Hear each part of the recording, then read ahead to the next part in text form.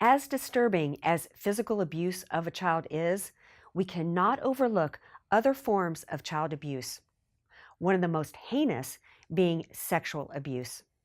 Sexual abuse refers to both sexual assault and sexual exploitation.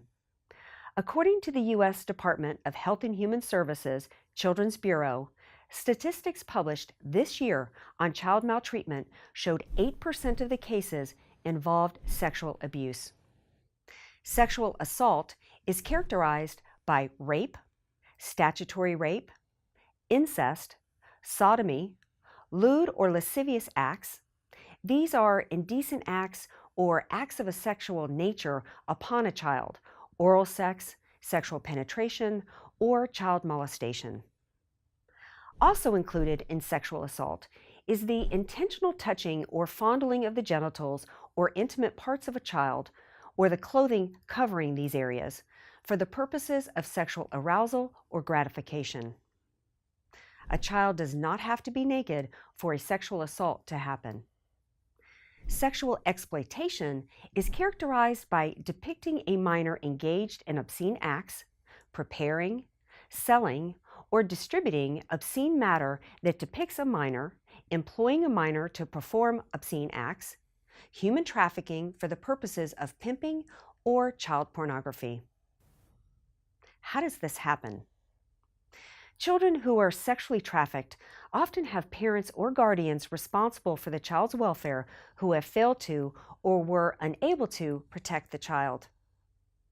The person responsible for a child's welfare in the case of sexual abuse can mean a parent, guardian, foster parent, or a licensed administrator or employee of a public or private residential home, residential school, or other residential institution. According to the Child Welfare Information Gateway, perpetrators of child sexual abuse are rarely strangers and do not fit a particular profile or stereotype. They are often well-liked members of the community, and they look like everybody else. Perpetrators of child sexual abuse often premeditate their offenses and may choose professions that bring them into contact with children.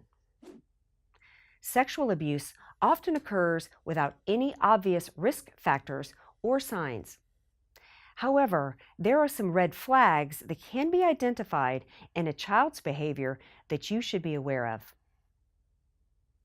When a child is being sexually abused, they will show these signs, so pay attention to children who have trouble walking or sitting, tries to avoid a specific person without an obvious reason, have inappropriate sexual knowledge for their age, demonstrate sexual acts on other children or toys, molest other children, exhibit post-traumatic stress disorder, have emotional or behavioral problems, have sexually transmitted infections, pregnancy, especially under the age of 14, runs away from home. Many victims of sexual abuse do not report the crime. Many are threatened and intimidated by the abuser. It is common for children to recant claims of sexual abuse, change their story, and even deny it happened. The reasons for this may be feelings of guilt, shame, embarrassment, or even fear that the disclosure will hurt the perpetrator or the family as a whole.